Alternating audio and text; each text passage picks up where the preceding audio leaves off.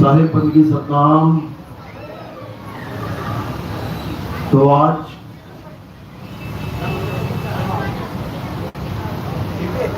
सदगुरु बंदी छोड़ कबीर साहब के प्रकट दिवस के उपलक्ष्य में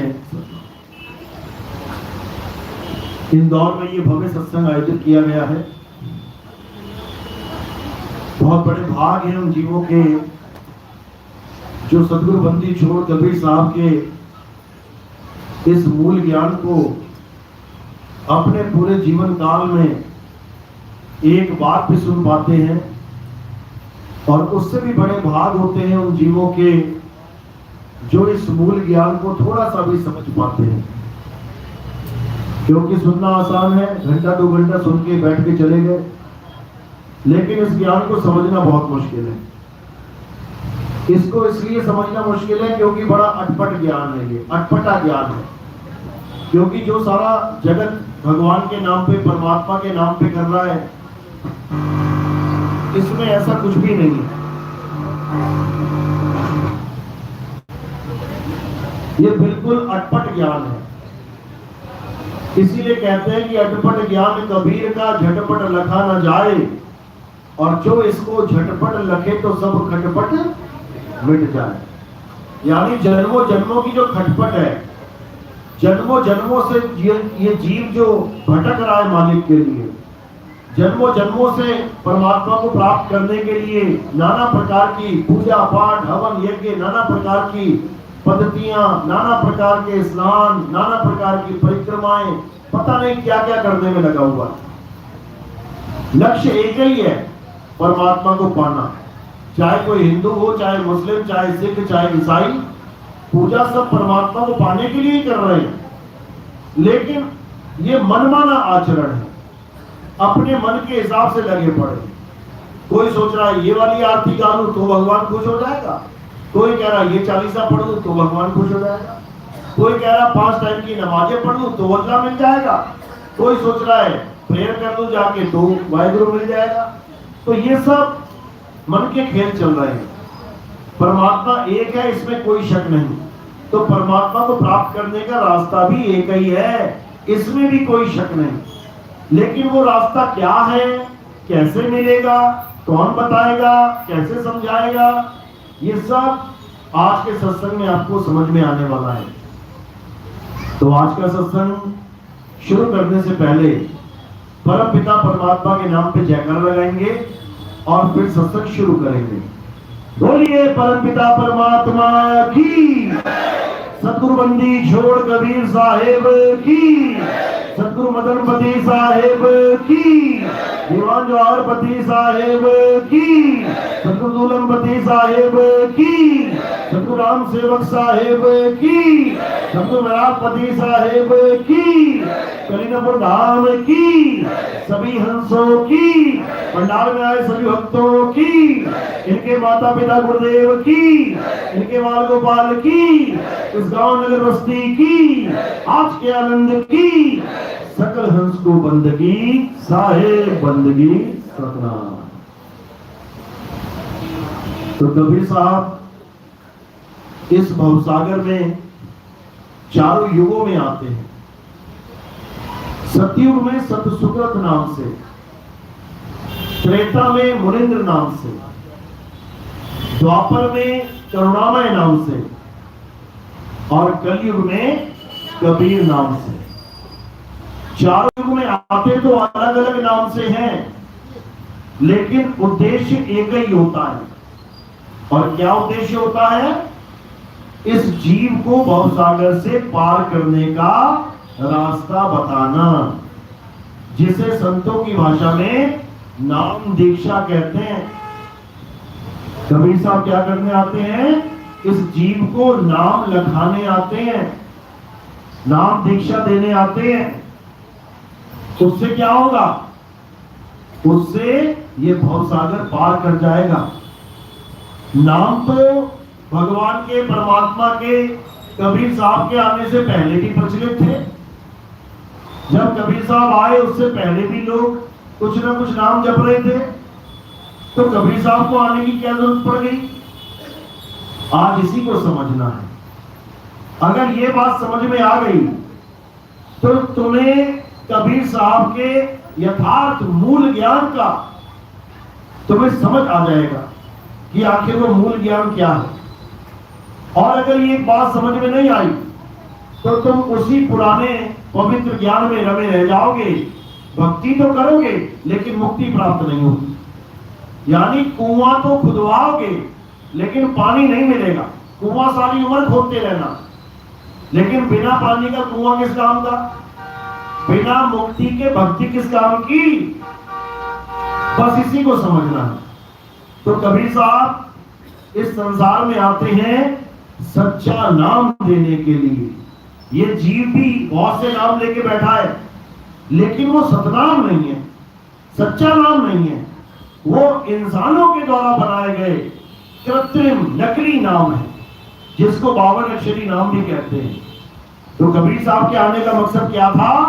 जीव को इन 52 अक्षरों से बचा के उस आदि नाम से जोड़ना, नकली नाम छुड़वाना और असली नाम से जोड़ना, ताकि इसका कल्याण हो पाए। तो क्या कहते हैं? 52 अक्षर जीव आधारा और आदि अक्षर जीभ्या से न्यारा। कबीर साहब समझा रहे हैं कि ये इंसान, जितने भी इंसान हैं, किसी भी धर्म का हो, इससे कोई मतलब नहीं, ये 52 अक्षरों को पकड़ के बैठा है। 52 अक्षर जीव आधारा, ये जो जीव है मुंह के अंदर, इसी जीव की वजह से हर धर्म का इंसान, हर जात का इंसान, हर संप्रदाय का इंसान, हर पंथ का इंसान अपने भगवानों के नाम जप के बैठा हुआ है। मात्र इस जीव के कारण, इस जीव के कारण संसार में हजारों लाखों करोड़ों नाम बना दिए गए। अगर ये जीव ना होती, अगर ये जीव ना होती तो इस संसार में कोई नाम ही ना होता। सोचो, ये सारे अक्षर कैसे पैदा होते हैं? इसी जीव के कारण। अ आ इ ई उ ऊ का खा गा, ये सारे अक्षर A B C D E F G जीव के कारण। उड़ा एड़ा ईड़ी हा हा ससा कक्का अलिफ बे ते पे, सारे अक्षर जीव के कारण पैदा होते हैं। अगर इंसान की जीभ हटा दी जाए, अगर इंसान के पास केवल ये जुबान ना हो तो एक भी भगवान का नाम नहीं जप सकता। इस दुनिया में नाम आएगा ही नहीं। जैसे बाकी जीव आते हैं, हाथी घोड़ा कुत्ता बिल्ली बकरा, पूरा जीवन जी के चले जाते हैं, खाते हैं पीते हैं, बच्चे पैदा करते हैं, मर जाते हैं। ऐसे ही ये इंसान भी आएगा, खाएगा, जिएगा, बच्चे पैदा करेगा, मर जाएगा, लेकिन ना तो अपना नाम रख सकता है, ना अपने बच्चों का नाम रख सकता है, और ना ही किसी भगवान का, किसी देश का, किसी ग्रह का, किसी जिले का या किसी प्रदेश का। ये सारे नाम कहां से आ रहे हैं? जीव से। इसीलिए कबीर साहब ने कहा 52 अक्षर जीव आधारा और आदि अक्षर जीभ्या से न्यारा। जो परमात्मा का आदि अक्षर यानी सच्चा नाम है, वो इस जीव से परे का ज्ञान है। वो ये मंत्र जंतर तंत्र में नहीं आता, वो जपने में नहीं आता, वो अजप्पा है, वो बोलने में नहीं आता, वो अबोल है, वो कहने में नहीं आता, वो अकह है, वो अक्षरों में नहीं आता, वो नियक्षर है। लेकिन इस ज्ञान को कोई समझ नहीं पाता, इसलिए बार बार बार इन्हीं नकली नामों के चक्कर में भटक के इसी संसार में वापस आता रहता है। तो क्या करना है? इन 52 अक्षरों को जान लेना है। ये 52 अक्षर क्या है? ये 52 अक्षर जितनी भी भाषाएं हैं उसमें यूज होते हैं, जितने भी नाम हैं उसमें यूज होते हैं। अगर ये अक्षर गायब कर दिए जाएं, हटा दिए जाएं, तो इस संसार के करोड़ों नाम शून्य हो जाएंगे। इसीलिए साहिब ने समझाया, कोटि नाम संसार में इनसे मुक्ति ना होए, और गुप्त नाम सतपुरुष का पूछे बिरला कोई।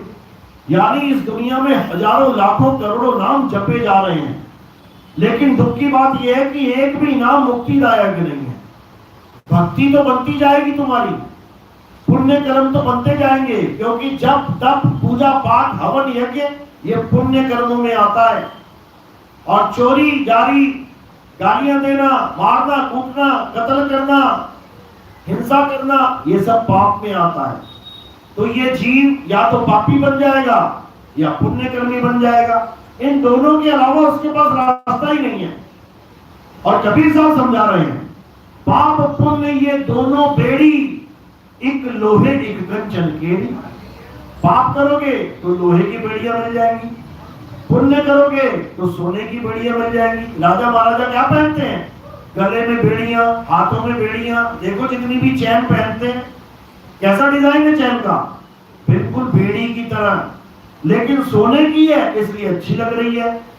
और लोहे की हो गई तो कह दोगे मैं कैदी बन गया। कहने का मतलब ये दोनों ही मुक्तिदायक नहीं है। मुक्ति किससे होगी?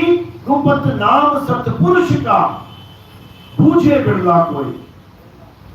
वो परमपिता परमात्मा का जो गुप्त नाम सच्चा नाम है, उसे कोई बिरला ही जान सकता है।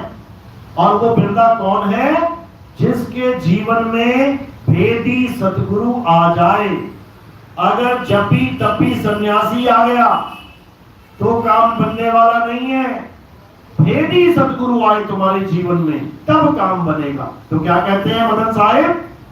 सोई गुरु पूरा कहावे, जो दो अक्षर का भेद बतावे। एक छुड़ावे एक लखावे, तब प्राणी निज घर को जावे।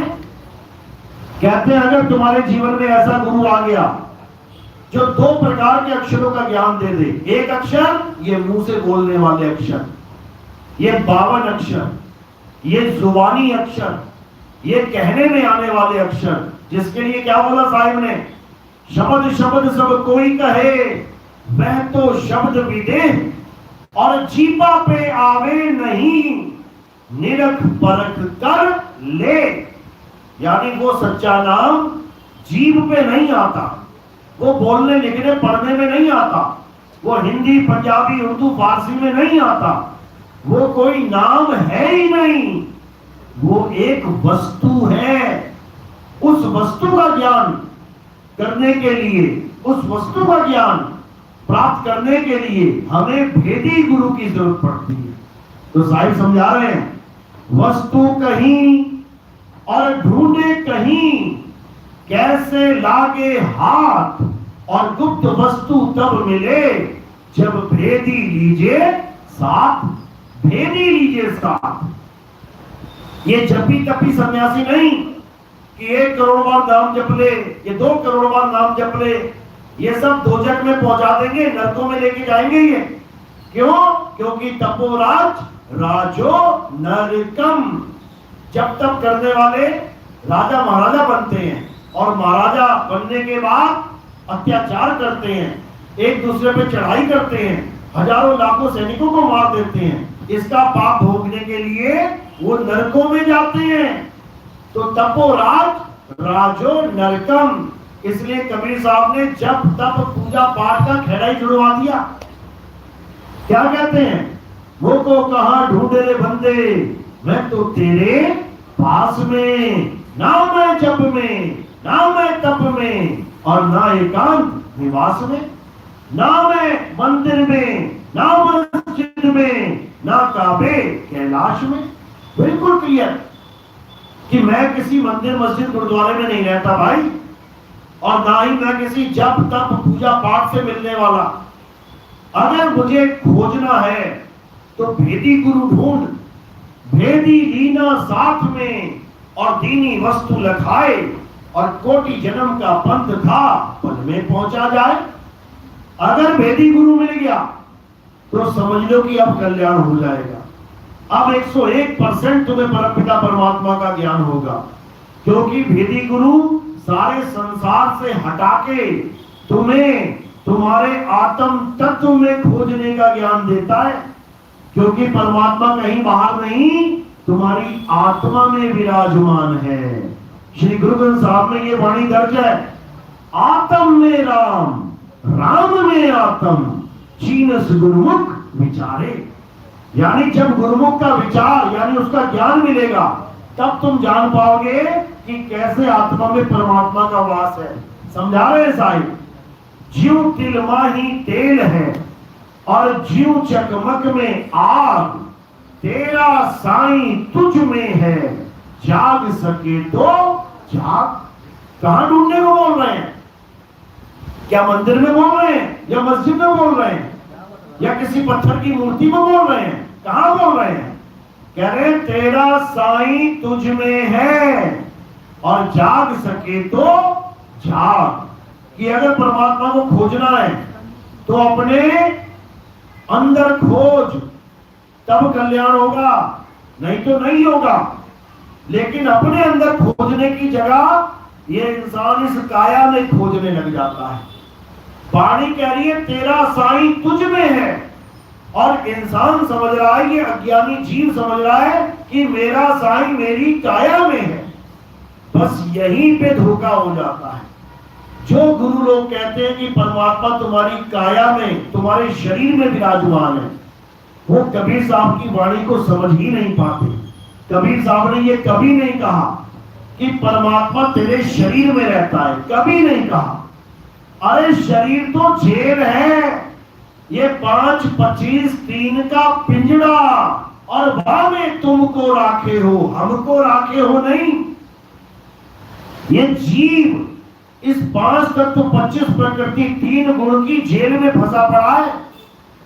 इस जेल में जीव रहता है, परमात्मा नहीं।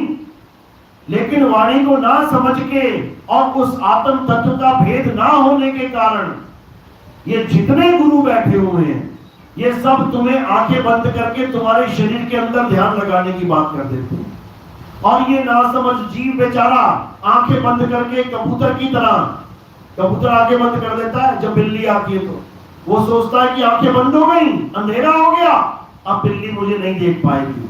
अरे तेरी आंखें बंद है, बिल्ली की थोड़ी नहीं है।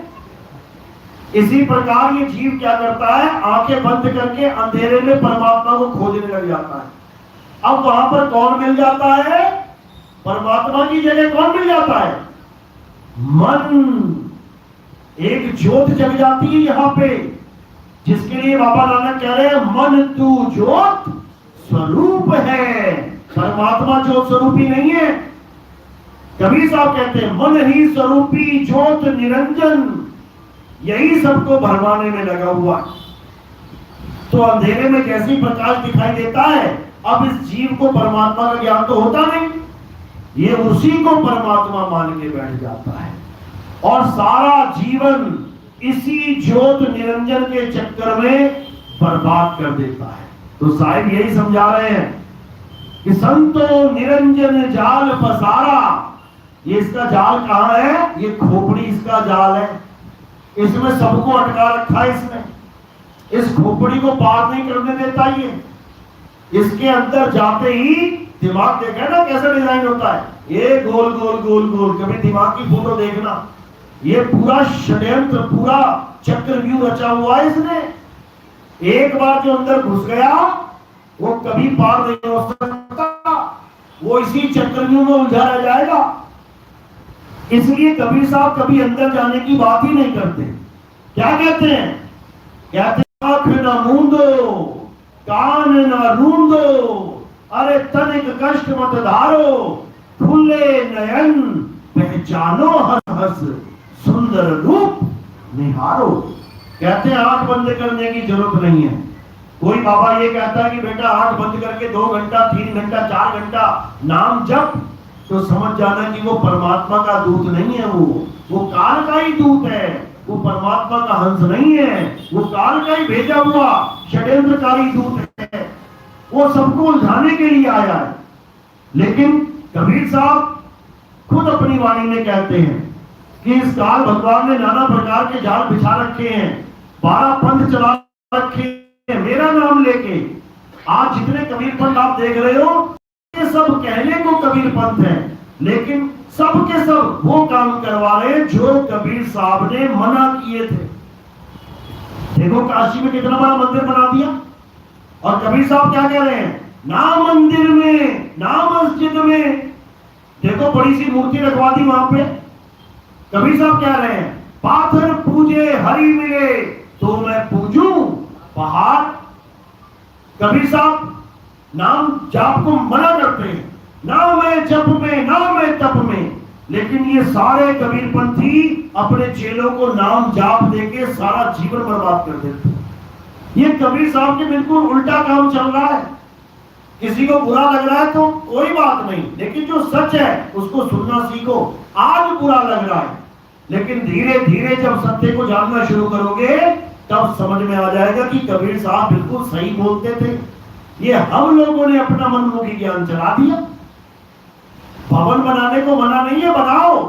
ये भवन ना बना होता तो कहां शक्कर बैठती, लेकिन कहो कि भवन में कबीर साहब को बांध के रख लोगे मूर्ति के रूप में, तो नहीं। इसलिए कबीर साहब ने आत्मा की बात करी कि परमात्मा कहां विराजमान है, तेरा साईं तुझ में है, जाग सके तो जाग। बस इतना ही करना है। अब जागना है और अपनी आत्मा का ज्ञान प्राप्त करना है। उसी आत्मा में परमात्मा का वास है।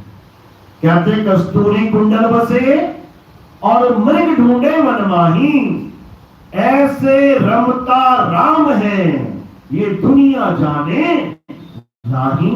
रमता राम, दुनिया भगवान राम को पूज रही है, लेकिन कबीर साहब रमता राम की बात कर रहे हैं। भगवान राम को केवल हिंदू धर्म वाले पूजेंगे, मुसलमान पूजा नहीं करेगा, सिख पूजा नहीं करेगा, ईसाई पूजा नहीं करेगा, कबीर पंथी पूजा नहीं करेंगे, नानक साहब के पंथी, रविदास पंथी, दादू पंथी, कोई राम जी की पूजा नहीं, केवल हिंदू धर्म वाले करेंगे। लेकिन जो कबीर साहब का रमता राम है वो सबको चला रहा है, उसके बिना किसी का पत्ता भी नहीं हिल सकता। ये 5 तत्व ही वो पत्ता है। पा से 5 और ता से तत्व, कहते हैं ना उसकी मर्जी के बिना पत्ता नहीं हिल सकता। क्यों नहीं हिल सकता? इतने बड़े बड़े षड्यंत्र हो रहे हैं, इतने बड़े बड़े कत्ल हो रहे हैं, बम फूट रहे हैं, यानी वो ये सब उसकी मर्जी से फूट रहे हैं। वही चाहता है कि बम फूटते रहे, बढ़ते रहे सब लोग। ये 5 तत्वों की बात चल रही है, यानी ये 5 तत्व बिना उसके हिल नहीं सकते। ये देखो हिल रहा है उसी की मर्जी से, यानी उसकी ताकत से। अगर वो शरीर को छोड़ दे तो एक भी तत्व हिलेगा नहीं, सब खेल खत्म हो जाएगा। तो इसी को समझना है, उस आत्म तत्व को जानना है जिसकी वजह से हिंदू भी चल रहा है, मुसलमान भी चल रहा है, सिख भी चल रहा है, ईसाई भी चल रहा है, जैनी भी चल रहा है, बुद्धिस्ट भी चल रहा है, भगवान को मानने वाला आस्तिक भी चल रहा है, भगवान को ना मानने वाला नास्तिक भी चल रहा है। किसकी वजह से? इसी आत्म तत्व की वजह से। तो क्या करना है? इसी आत्म तत्व का ज्ञान प्राप्त करना है। मंत्रों का तो बहुत ज्ञान प्राप्त कर दिया, सारा जीवन बीत गया, पूजा पाठ में सारा जीवन बीत गया, तत्वों की पूजा करने में सारा जीवन बीत गया। अब आत्म तत्व को जानना है। इसीलिए साहब ने कहा, जब लगना छीनोगे आत्म तब लगना मिली है परमात्म। जब तक आत्म तत्व को नहीं जाना तब तक परमात्मा को नहीं जान सकते। आत्म चीने तो परमात्म चीने। संत कहावे सोए और यह भेद काया से न्यारा, बूझे बिरला कोई। कहते इस काया से न्यारा, यानी आत्म तत्व को जानने में इस काया का कोई रोल ही नहीं है। कारण क्या है? कारण यह है कि ये 5 तत्वों की काया असत्य है और आत्मा सत्य है। सत्य को जानने के लिए असत्य की जरूरत नहीं पड़ेगी, सत्य के साथ सीधे कनेक्शन जोड़ देना है। कई लोग कहते हैं नहीं, मंत्र तो जपने पड़ेंगे तब परमात्मा मिलेगा। ऐसा बिल्कुल नहीं है। ना मैं जप में ना मैं तप में, मंत्रों को जप के परमात्मा नहीं मिलेगा, बल्कि मंत्रों को छोड़ने पे परमात्मा मिलेगा। लेकिन इस भेद को कोई समझ नहीं पाता, तो जैसे दुनिया चल रही है चलते चले जाते हैं। तो ये केवल कबीर साहब का ज्ञान नहीं है, आत्मा के बारे में गीता में भी बता रखा है। क्या कहते हैं? हे अर्जुन, इस दुनिया में दो प्रकार के तत्व हैं, एक असत्य और एक सत्य। असत्य क्या है? ये पंच भौतिक तत्व असत्य हैं। ये पूरा संसार जो तुम्हें दिखाई दे रहा है ये सब असत्य है। ये हवा, ये पानी, ये अग्नि, ये धरती, ये आकाश, ये सब असत्य है। ये जितनी बिल्डिंगें तुम्हें दिखाई दे रही है सब असत्य है। ये जितनी काया तुम्हें दिख रही है सब कुछ असत्य है। तो सत्य क्या है? हे अर्जुन, सत्य केवल और केवल आत्मा है। आत्मा के अलावा सब असत्य है। क्यों? क्योंकि ये जन्मता और मरता है, ये बनता और बिगड़ता है, ये पल पल बदलता है, इसलिए ये सब असत्य है। और सत्य कभी बनता बिगड़ता नहीं है। हे अर्जुन, ये आत्मा ना तो कभी जन्म लेती है और ना ही कभी इसकी मृत्यु होती है। ये आत्मा अजन्मा है, अजन्मा। अब करना क्या है इस आत्मा का? आत्मा तो सबके पास है, सबके पास आत्मा है। घर तो नहीं छूट गई किसी की? साथ में लेके आए हो? चेक कर दो हाथ लगा के एक बार। अगर सबकी आत्मा सबके पास है तो समझ लो ये काया जीवित है। और जैसे ही आत्मा ने काया को छोड़ दिया ये यही लाश बन के गिर पड़ेगी काया। समझो, तो इस आत्मा को जो हम लेके टहल रहे हैं, करें क्या? क्या करना है उसका? क्या करना है? अध्याय 3 17वां श्लोक। हे अर्जुन, जो अपनी आत्मा में रमण करते हैं, जो अपनी आत्मा में तृप्त हैं, जो अपनी आत्मा में संतुष्ट हैं, उनके लिए कोई धार्मिक कर्म कर्तव्य लागू ही नहीं होता। लागू ही नहीं होता। क्या होता है धार्मिक कर्म कर्तव्य? हिंदू का क्या धर्म है? क्या कर्म कर्तव्य है उसके? मंदिर जाए, पूजा करे, पाठ करे, चालीसा पढ़े, आरतियां गाए, भोग लगाए, प्रसाद खाए, घर को आए। मुसलमान का क्या धर्म है? मस्जिद जाए, कुरान पढ़े, नमाज पढ़े, कलमा पढ़े, रोजे रखे, घर को वापस आए। ईसाई का क्या कर्म है? ईसाई का कर्म है कि चर्च में जाए, बाइबल पढ़े, ईसा मसीह की पूजा करे, घर को वापस आए। सिख भाई का क्या धर्म है? गुरुद्वारे जाए, गुरु ग्रंथ साहब को पढ़े, नाम जपे, लंगर में सेवा करे, ये धर्म है। ये सब धार्मिक कर्म कर्तव्य हैं। अगर तुम ये भी नहीं करोगे तो धार्मिक नहीं कहलाओगे। याद रखना, ये सब पवित्र ज्ञान में आता है। दो प्रकार का ज्ञान बताया गया, एक पवित्र ज्ञान जिसमें हर प्रकार की धार्मिक कर्म कर्तव्य शामिल है, हर प्रकार का, और एक मूल ज्ञान जिसको आत्मज्ञान कहते हैं, जो प्राप्त होने पर या जिसको प्राप्त करने के मार्ग पर चल के तुम्हें किसी भी प्रकार का धार्मिक कर्म कर्तव्य करने की जरूरत नहीं पड़ती। गीता में भी दोनों प्रकार के ज्ञान यानी पवित्र ज्ञान और मूल ज्ञान का संदेशा दिया हुआ है, लेकिन किसी के समझ में ही नहीं आता। अध्याय 3 11 12 13 14 15 16 ये 6 श्लोक पढ़ लेना घर जाके तसल्ली से। इसमें सारा पवित्र ज्ञान बता रखा है जिसके आधार पे हिंदू धर्म खड़ा हुआ है। क्या लिखा उसमें? देवी देवताओं की पूजा करने के लिए हवन करो, यज्ञ करो, पूजा करो, पाठ करो, उनको प्रसन्न करो, वो प्रसन्न होंगे तो तुम्हें आशीर्वाद देंगे, तुम्हारा जीवन सफल होगा, मतलब आरामदायक हो जाएगा। उसके बाद बचा हुआ अन्न प्रसाद के रूप में ग्रहण करो। जो ये नहीं करता है वो पापी है। इतना तो लिखा है। ये 16 तक खत्म हो गया। अध्याय 3 16वां श्लोक यहां खत्म हो गया। अब 17वां जब शुरू हुआ तो वहां पे लिखा है बिल्कुल शुरू में किंतु। अब किंतु का क्या मतलब होता है? किंतु का मतलब होता है लेकिन। अब लेकिन अगर कोई बोलते समझ जाना मामला गड़बड़ है। तुम कहो भाई जल्दी आ जा, झगड़ा हो गया यहाँ पे, तेरी जरूरत है। अब सामने वाला कह रहा है अरे तेरे लिए तो जान हाजिर है लेकिन, और जैसे ही लेकिन बोला अब समझ लेना भैया मामला गड़बड़ है। लेकिन यार मैं आ नहीं सकता। लेकिन का मतलब है बाजी पलट जाना, बाजी पलट जाएगी। लड़के ने लड़की को देखा, लड़की ने लड़कों को देखा, शादी पक्की हो गई। लेकिन उसके बाद क्या कह रहे हैं कि शादी तो बहुत अच्छी होगी, बहुत अच्छी है, सब कुछ बढ़िया है, लेकिन समझ लो कुछ गड़बड़ होने वाली है।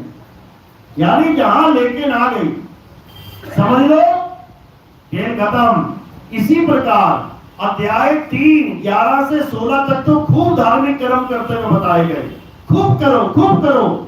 लेकिन किंतु जो अपनी आत्मा में रमण करते हैं, जो अपनी आत्मा में तृप्त हैं, जो अपनी आत्मा में संतुष्ट हैं, उनके लिए कोई धार्मिक कर्म कर्तव्य लागू ही नहीं होता। यानी उसे सारी उम्र किसी मंदिर जाने की जरूरत नहीं, उसे सारी उम्र किसी मस्जिद जाने की जरूरत नहीं, उसे सारी उम्र किसी चर्च किसी गुरुद्वारा जाने की जरूरत नहीं, उसे सारी उम्र कोई नाम जपने की जरूरत नहीं, उसे सारी उम्र कोई पूजा पाठ हवन यज्ञ कुछ करने की जरूरत नहीं। बिल्कुल कोरा कागज हो जाएगा और केवल एक ही काम रह जाएगा, अपनी आत्मा में रमण कैसे करें। यही कबीर साहब समझा रहे हैं। कह रहे हैं जाप मरे अजपा मरे अनहद भी मर जाए और सूरत समाए शब्द में हवा को काल न खाए। किसको कह रहे हैं? इस सुरता को कह रहे हैं जो भटक रही है। कह रहे हैं अगर ये सूरत समा जाए किसमें? शब्द स्वरूप में, तेरे सत्य स्वरूप में, तेरे अचल आत्म स्वरूप में, वाको काल न खाए, उसका कोई कुछ नहीं बिगाड़ सकता। वो सदा सदा के लिए मुक्त हो जाती है, वो सदा सदा के लिए अपने घर पहुंच जाती है। उसे कोई जन्म मरण में लाने वाला पैदा ही नहीं हो सकता।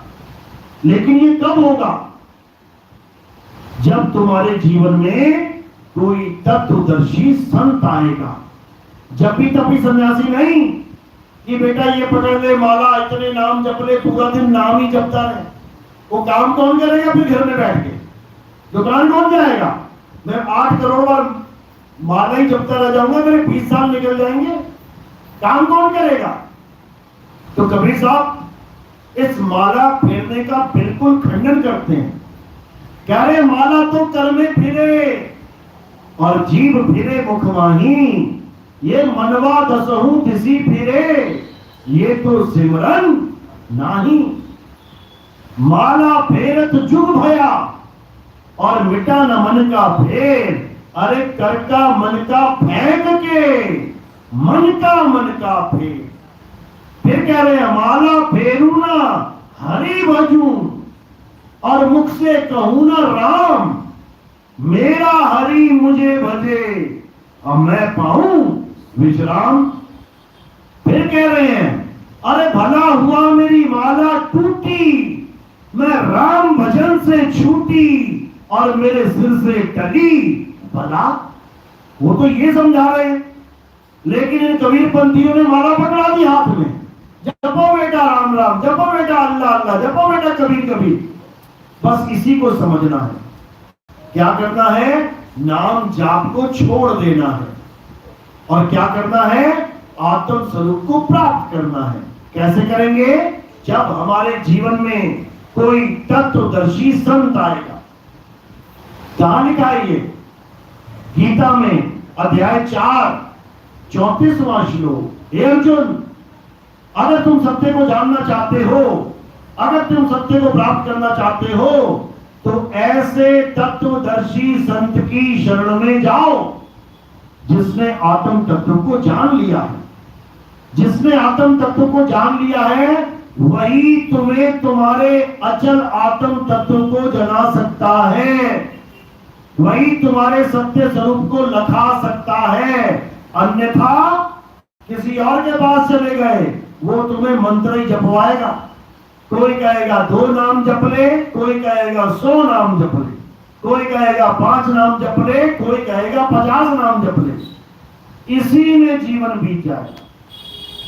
तो कबीर साहब बार बार यही समझा रहे हैं कि नाम जाप छोड़ो और सूरत को शब्द से जोड़ो, तब होगा कल्याण, नहीं तो 84 में होगा घमासान। क्योंकि ये आखिरी जन्म है इंसान, इसके बाद दोबारा नहीं मिलेगा, फिर वापस 84 में जाना पड़ेगा। तो कह रहे हैं 184 भुगत के पांव पे अटके आए, और अब की पासा ना पड़ा तो फिर 84 जाए, वापस जाना पड़ेगा उसी 84 में, फिर बन जाना कुत्ता बिल्ली हाथी घोड़ा सुअर। कौन कौन सुअर बनना चाहता है? आप खड़ा करो, कोई भी नहीं, फिर भी बना दिए जाओगे। देखो बने हुए कितने सारे। कुत्ता कौन कौन बनना चाहता है? कोई भी नहीं, फिर भी बना दिए जाओगे। नाली का कीड़ा कौन बनना चाहता है? कोई भी नहीं, फिर भी बनोगे। बैल कौन बनना चाहता है? बैल तो अच्छा है, वो भी नहीं बनना चाहते, वो भोले शंकर ने बना रखा है। समझो, उल्लू कौन कौन बनना चाहता है? कोई नहीं, तो लक्ष्मी जी ने बना रखा है, सवारी है उसकी। तो कहने का मतलब 84 बहुत खतरनाक है। देवी देवता भी 84 खत्म नहीं कर सकते, 84 की सवारी कर सकते हैं। गणेश जी चूहे की सवारी कर रहा है, शंकर जी नंदी की सवारी कर रहे हैं, लक्ष्मी उल्लू की सवारी कर रही है। समझो, सबकी सब सवारी 84 वाले ही है, समझ लो। तो ये 84 कैसे कटेगी? ये देवी देवताओं के पास तो नहीं कटती भाई। सांप बन जाओगे, गले में जरूर धारण कर लेंगे, लेकिन सांप को मुक्ति नहीं देंगे, समझ लो। तो सांप बिच्छू बनना है तो करते रहो, और अगर मुक्ति चाहिए तो फिर गुरु की शरण में आना पड़ता है। गुरु ही मुक्ति देते हैं। कौन सा गुरु? शब्द हमारा गुरु है, सदा हमारे संग। शब्द गुरु मुक्ति देता है, और शब्द गुरु का भेद कौन बताता है? संत बताता है। इसीलिए बोला सेवा को दो ही भले, एक संत एक राम। राम है दाता मुक्ति का, और संत जपावे नाम। संत तुम्हें नाम का भेद बताता है कि कैसे भक्ति करनी है। अगर अधूरा गुरु मिल गया तो फिर अधूरी भक्ति मिलेगी, और पूरा गुरु मिल गया तो फिर पूरी भक्ति मिलेगी। अधूरा गुरु मिला, अधूरी भक्ति मिली तो कभी मुक्ति नहीं मिलेगी। पूरा गुरु और पूरी भक्ति मिल गई तो 101% मुक्ति मिलेगी। बस इतना सा भेद है। लेकिन लोगों को समझ में नहीं आता कि पूरे गुरु और अधूरे गुरु में फर्क क्या होता है। जबकि बाणियां गा रहे हैं फिर भी नहीं समझ रहे हैं। सोई गुरु पूरा कहावे, 2 अक्षर का भेद बतावे। यानी पूरा गुरु वो है जो 2 अक्षर का भेद बता दे। 2 अक्षर, अब इन 2 अक्षर की जगह 2 शब्द बना के बैठे हैं कई तो कहते 2 अक्षर है ओम सोहम। अब बताओ, अगर ओम और सोहम देने वाला पूरा गुरु है तो तीसरा अक्षर तीसरा नाम क्यों दे रहे हो भाई? फिर तीसरा नाम देने वाले को क्या कहेंगे? जब 2 नाम देने वाले को पूरा गुरु कह दिया तो 3 नाम देने वाले को क्या कहेंगे? महापूरा। चौथा नाम देने वाले को महापूरा। क्या बच्चों वाली बात है। पूरा गुरु वो होता है जो 2 प्रकार के अक्षरों का भेद बताता है, जपवाता नहीं है। सोई गुरु पूरा कहाए, 2 अक्षर का भेद बताए। भेद यानी रहस्य। इन अक्षरों का रहस्य बताए। अक्षर कहां से आ गए संसार में? ये 52 अक्षर किसने उत्पत्ति कर दिए संसार में? ये 52 अक्षर को बनाने वाला कौन है? ये 52 अक्षरों को जीव बनाता है, जीव। हिंदुस्तान में हिंदुस्तानी अक्षर हिंदी के, अरब देश में अरबी अक्षर, अंग्रेजों के यहाँ अंग्रेजी अक्षर, जापानियों के यहाँ जापानी अक्षर, चाइना में चाइनीज अक्षर, ताइवान में ताइवानी अक्षर। अलग अलग देशों में अलग अलग प्रकार के अक्षर कौन बना रहा है? ये जीव ही बनाता है। इसीलिए कबीर साहब ने पूछा कि मैं तुझसे पूछूं पंडिता, ये शब्द बड़ा की जीव, यानी जिन शब्दों को तुम सोच रहे हो मैं रट रट के पार हो जाऊंगा, अरे उन शब्दों को जीव ने बनाया है। बनाने वाला बड़ा है या बनाई जाने वाली चीज, इतना ही समझ लो। बनाने वाला बड़ा है या बनाई जाने वाली चीज? बनाने वाला बड़ा है। तो जो बड़ा है वो अपने से छोटी चीज को पूज के या जप के मुक्त कैसे होगा? इंसान ने मूर्ति बनाई या मूर्ति ने इंसान बनाया? इंसान ने मूर्ति बनाई। तो बनाने वाला कौन है? इंसान। और बनने वाला कौन है? मूर्ति। वो एक छोड़ हजार बना दे, वो बना बना के तोड़ दे, वो सारी मूर्तियां मिलके एक इंसान नहीं बना पाएंगी। एक इंसान हजारों लाखों बना देगा। तो बड़ा कौन है? इंसान बड़ा है। इसीलिए साहिब ने समझाया कि बीजक बतावे भित्त को जो धन गुप्ता होए, ऐसा शब्द बताओ जीव को बूझे बिरला कोई। यानी अगर तू सच में गुरु है तो ऐसा शब्द बता जीव को जो शब्द जीव ने नहीं बनाया। ऐसा शब्द बता इस जीव को जो जीव ने नहीं बनाया। ये हिंदी के शब्द, पंजाबी, उर्दू, फारसी के शब्द, ये सब जीव बना के बैठा है। और वही जीवों के द्वारा बनाए हुए शब्द ये सारे गुरु लोग उसी बनी हुई चीज को फिर उसी को पकड़ा दे रहे हैं। जो जीव बना रहा है उसी को लटवा दे रहे हैं। बताओ, जो जीव मूर्ति बना रहा है उसी मूर्ति की पूजा करवा दे रहे हैं। बताओ, ऐसा शब्द बता जीव को जो शब्द जीव नहीं बना सकता। कौन सा शब्द है वो? उसे सार शब्द कहते हैं। इसीलिए कबीर साहब ने बीजक में समझाया, सार शब्द कहीं बाची हो मानो एतबारा। यानी मेरी कही बात का एतबार कर ले हे जीव। अगर तू अपने बनाए हुए शब्दों को पकड़ के बैठेगा तो पक्का मरेगा, और अगर तूने सार शब्द को जान लिया तो पक्का बचेगा। तो कह रहे हैं, सार शब्द कहीं बाची हो मानो एतबारा, और अक्षर पुरुष पेड़ निरंजन वाकी डारा। यानी अगर बचना चाहते हो तो सार शब्द को जानो, सार शब्द को पहचानो। बिना सार शब्द के एक भी जीव का कल्याण नहीं हो सकता। और ये सार शब्द किसी हिंदी, पंजाबी, उर्दू, फारसी का नहीं है। ये सार शब्द किसी भाषा का नहीं है। ये सार शब्द लिखने, बोलने, पढ़ने वाला नहीं है। ये सार शब्द तुम्हारा सत्य स्वरूप है। इसी को नाम कहते हैं, इसी को सतनाम कहते हैं, इसी को सार नाम कहते हैं, और इसी को सार शब्द कहते हैं। किसे कहते हैं? तुम्हारे सत्य स्वरूप को।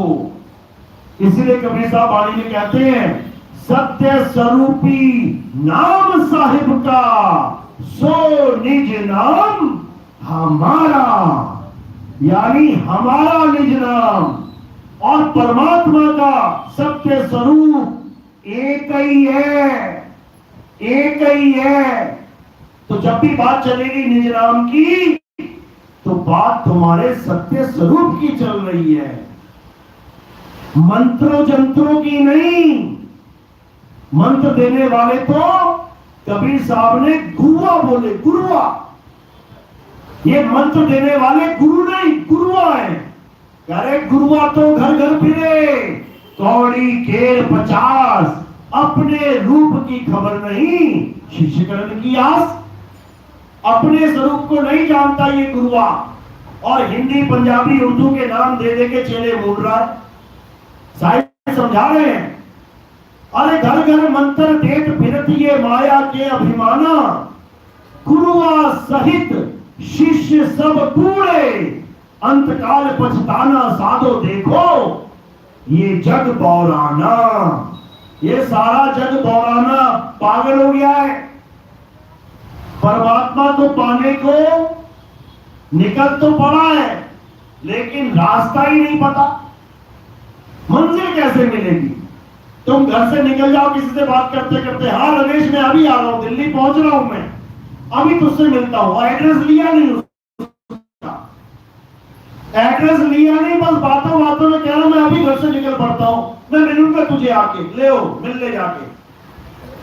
सारी उम्र घूमता रह जाएगा गली गली में, नुक्कड़ नुक्कड़ पे, और अगर एड्रेस मिल जाए तो कहीं जाने की जरूरत ही नहीं है, सीधा ठिकाने पे पहुंचेगा। इसी प्रकार परमात्मा को पाने के लिए नाम जाप की जरूरत नहीं है, नहीं तो उसके घर ना जाके गली गली में होका देते फिरोगे, रमेश रमेश रमेश रमेश, जैसे आज दुनिया जप रही है। परमात्मा के नाम इसीलिए जप रही है क्योंकि मिल नहीं रहा है, अगर मिल जाए तो क्यों जपे? किसी का नाम तब लेते जब तक वो सुन नहीं रहा है, जब तक वो पास नहीं आ गया, और जब वो आ ही गया तो कौन जपेगा उसका नाम? ये जितने गुरु तुम्हें कह रहे हैं नाम जपो नाम जपो, इनका भी नाम नहीं छूटा आज तक। अगर इनको परमात्मा मिल गया होता तो क्या ये नाम जप रहे होते? जब चीज मिल ही गई अब नाम कौन जपेगा? अब वस्तु का आनंद लो। ये पानी है, तब तक मैं कहूंगा भैया पानी दे दो, अरे कोई पानी दे दो, कोई पानी, जब तक पानी मेरे पास नहीं आ गया, और अगर मैंने इसको पी लिया अब कौन कहेगा पानी दे दो पानी दे दो? खेल खत्म हो गया।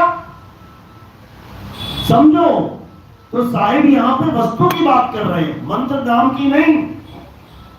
कहते घर घर मंत्र देख फिरती ये माया के अभिमाना, और गुरुआ सहित शिष्य सब बूढ़े। ये गुरु तो जाएंगे जाएंगे नरकों में, इनके चेले भी जाएंगे साथ में। क्यों?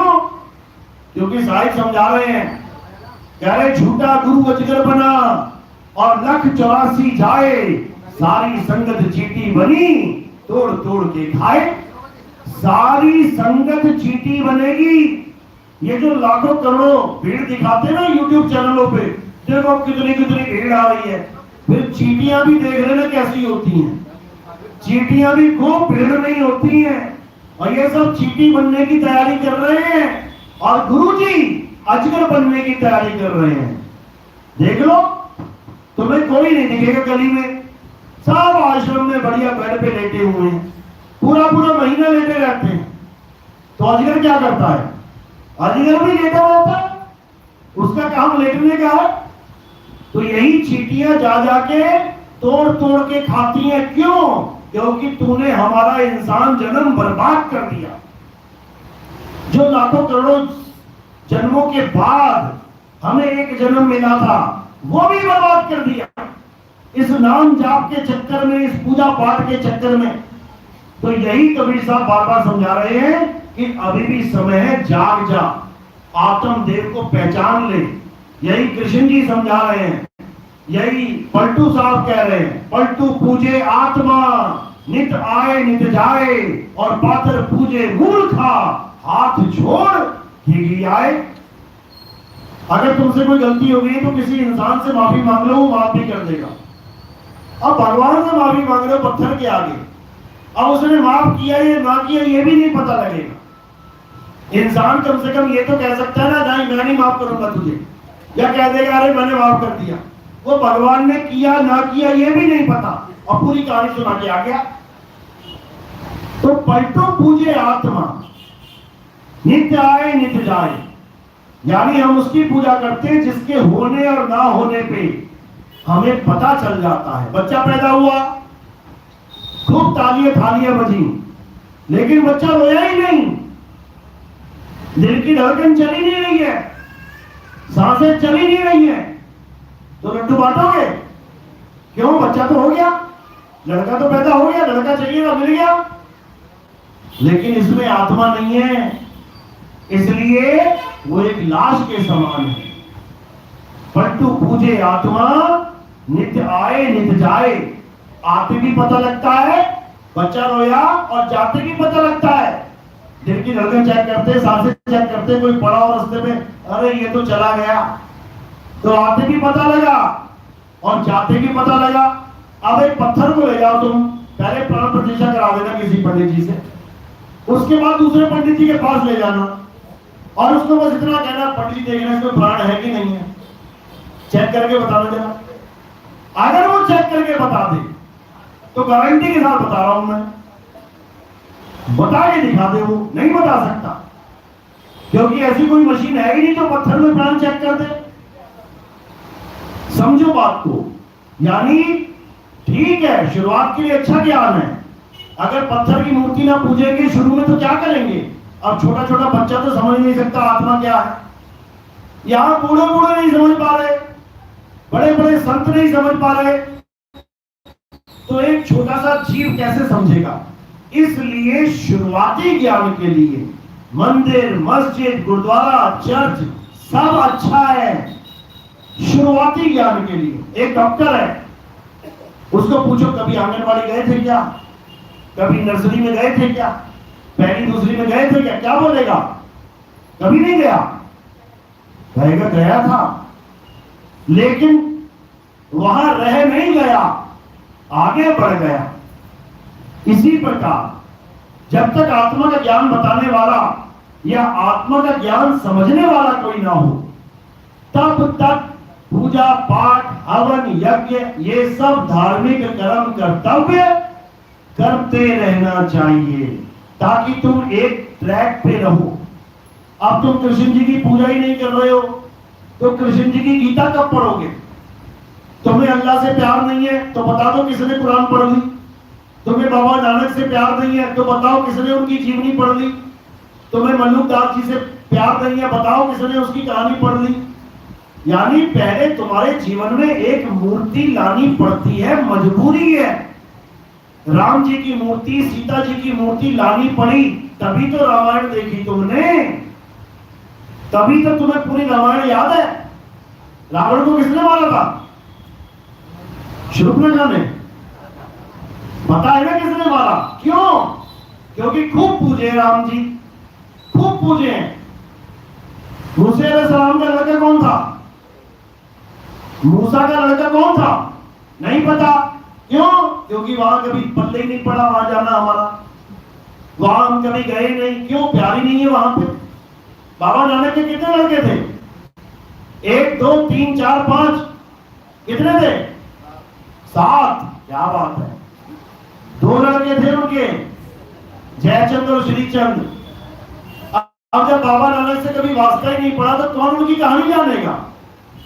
इसी प्रकार शुरुआत में राम जी, कृष्ण जी, ये सब होने चाहिए, तभी तो प्यार बनेगा उनसे। कृष्ण जी की लीलाएं सुनोगे, अच्छा कृष्ण जी ने ऐसे किया था, ऐसे किया था, ऐसे किया था, फिर लीलाओं की पूजा शुरू कर दोगे, उसके बाद समझ में आएगा अच्छा अच्छा ज्ञान भी दिया था, ओ गीता भी है। फिर गीता पढ़ोगे तब समझ में आएगा अरे ये जो हम कर रहे हैं ये तो मना किया है उसमें, उस गीता में ये सब मना कर रखा है।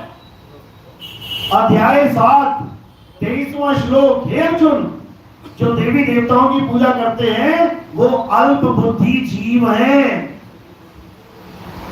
गीता क्या कह रही है? जो देवी देवताओं की पूजा करते हैं वो कम अक्ल के लोग हैं। अब बताओ, अध्याय 7 23वां श्लोक, अभी नेट पे देख लेना, सामने आ जाएगा। अल्प बुद्धि क्यों बोला? क्योंकि हे अर्जुन, देवताओं की पूजा करने वाले देवलोक को जाते हैं, पितरों की पूजा करने वाले पितरलोक को जाते हैं, भूतों की पूजा करने वाले भूतों के यहाँ जन्म लेते हैं, राक्षसों की पूजा करने वाले राक्षसों के लोक में जाते हैं, और मेरे भगत मेरे लोक को जाते हैं। यानी जो आत्मज्ञान को जानते हैं वो मुझे प्राप्त हो जाते हैं। क्योंकि हे अर्जुन, मैं शरीर नहीं हूं, मैं आत्मा हूं, और तू भी शरीर नहीं है, तू भी आत्मा है। ये राजा महाराजा जो खड़े हैं ये भी शरीर नहीं है, ये भी आत्मा है। कहां लिखा है? अध्याय 2 में। जो एक एक बात बता रहा हूं सब लिखा हुआ है, लेकिन ना तो कोई पढ़ने वाला और ना ही कोई सुनने वाला, तो पता कैसे लगेगा? इसीलिए बताया गया है, गुरु बिन पढ़े जो वेद पुराना, और सार न जाने रहे अज्ञाना। यानी गीता पढ़ने वाले 50-50 साल जिन्होंने गीता पढ़ी है, आज हमारे सत्संग सुन के ये जान पाए हैं कि आत्मा भी दो प्रकार की होती है, एक चल आत्मा और एक अचल आत्मा। चल आत्मा कौन होती है? ये जितनी बैठी हुई हैं, ये सब चल आत्माएं। कहीं से चल के आए हो ना, कोई बाइक पे चल के आया, कोई कार पे चल के आया, कोई पैदल चल के आया। जब तक चलते रहोगे ना, तब तक काम खराब ही रहेगा तुम्हारा। तो क्या करना है? चल से अचल होना है। अचल कैसे होंगे? अचल होने के लिए तुम्हें गुरु की शरण में जाना पड़ेगा। ऐसे गुरु की शरण में जाना पड़ेगा जो तुम्हें विहंगम चाल प्रदान करके अचल लोग पहुंचा दे, अचल अचल कर दे तुमको। तो कहते हैं, गरीबदास जी महाराज जी की वाणी है, कहते हैं सतगुरु के लक्षण कहूं अचल विहंगम चाल, हम अमरापुर ले गए ज्ञान शब्द सरघाल। कहते मेरे सिर के ऊपर घाल यानी रख दिया उन्होंने, मेरे सिर के ऊपर शब्द रख दिया उन्होंने। क्योंकि शब्द कोई कान में देने वाला मंत्र नहीं है, सार शब्द एक वस्तु है, वस्तु। अदर द्वीप तहा गगन गुफा में है निज वस्तु सारा। ये सार वस्तु है, इसका भेद केवल भेदी गुरु बता सकता है। और उसके अलावा सब मंत्रों में उलझा देंगे, जंत्रों में उलझा देंगे, पूजा पाठ में उलझा देंगे, हवन यज्ञ में उलझा देंगे, इस माला जाप में उलझा देंगे, इस काया माया में उलझा देंगे, इन चक्रों में उलझा देंगे, इन सांसों में उलझा देंगे, इन नाभि में उलझा देंगे, कहीं ना कहीं उलझा देंगे। लेकिन जो पूरा गुरु होगा वो हर चीज से निकाल के केवल एक सार शब्द यानी तुम्हें तुम्हारा आत्म स्वरूप का लखाव करवा देगा। बस इसी को समझना है, इसके अलावा सब अज्ञान है। बोलिए परमपिता परमात्मा की सदा ही जय हो। किस किस को मेरी बात समझ में आ गई? आप खड़ा कर देना। क्या बात है, देख रहे ना, कहीं देखा देखी चल रहा है काम। पता लगा अभी जाके, अरे बिटिया आरती करने जाना है मंदिर, जल्दी कर। फिर वहां मंदिर में घड़ी दिखाई दे। परमात्मा तुम्हारी आत्मा में विराजमान है। मंदिर जाना बुरा नहीं है, लेकिन वो जाओ जिसको आत्मा की एबीसीडी भी समझ में नहीं आ रही है। आंगनबाड़ी जाना बुरा नहीं है, हर बच्चे को आंगनबाड़ी भेजना चाहिए, लेकिन सारी उम्र आंगनबाड़ी में रह जाए तो क्या बनेगा? फिर यही आएगा उसके दिमाग में, का से कबूतर, खा से खरगोश, गा से गमला, और चला गया नौकरी में, नौकरी लेने। अब पूछा उसने, हाँ भाई क्या पढ़ के आया बता, तो बताओ का से कबूतर, खा से खरगोश, गा से गमला, मिल जाएगी नौकरी? कभी नहीं मिलेगी। वो कहेगा बेटा गा से दरवाजा, ना से निकल, हो जाएगा काम। तो अब क्या करना है? अब आत्म ज्ञान को, आत्म तत्व को जानना है। चलो अब आरती का समय है, आगे बैठ जाऊंगा मैं, और कैब बना लेना, बहुत ज्यादा भीड़ है। एक रास्ता छोड़ देना निकलने के लिए, आप भी लोग के लिए। मैं तो यहीं बैठा रहूंगा, आप भी लोग उलझ पुलझ के जाओगे। फिर ये रास्ता बिल्कुल कोने में छोड़ देना, इधर से आते जाना और इधर जाते जाना, ठीक है? चलो बोलिए परमपिता परमात्मा की सदा ही जय हो। साईं बंदी सत्ताम। आरती कैसे करनी है? थोड़े से फूल मेरे सिर के ऊपर रख देने हैं। सिर के ऊपर क्यों रखने हैं? क्योंकि हमारे यहाँ आरती आत्मदेव की होती है, हमारे यहाँ आरती आत्म तत्व की होती है।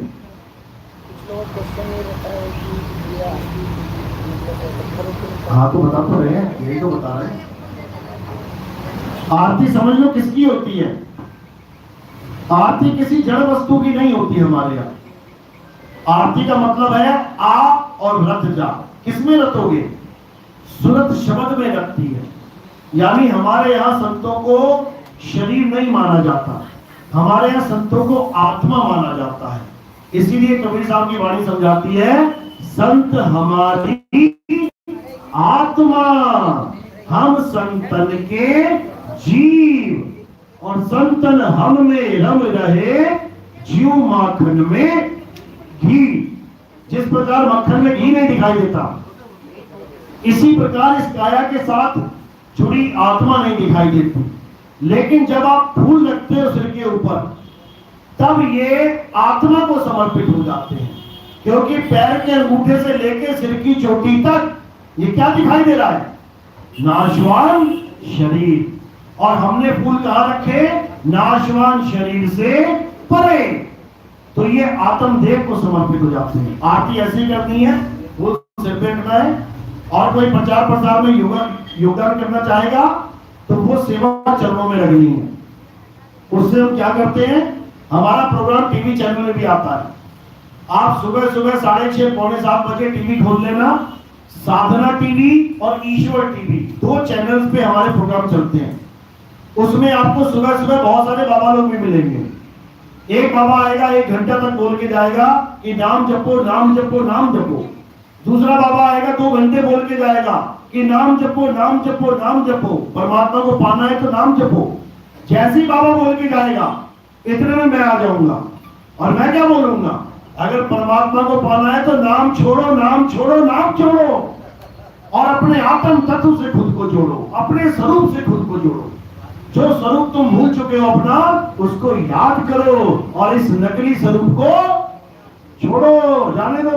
चलो, अब आरती का समय है, सब लोग खड़े हो जाएंगे। और जैसे मैंने बताया कि वो रास्ता बिल्कुल कोने में छोड़ देना, या फिर बीच में ये खंभे के साथ छोड़ देना, तुम्हारी सहूलत रहेगी। आधे आधी पार्टी बढ़ जाओ, आधे उधर हो जाओ, गरम दल वाले उधर हो जाओ, नरम दल वाले इधर हो जाओ, और बीच में एक रास्ता छोड़ दो। बोलिए परम पिता परमात्मा की सदा।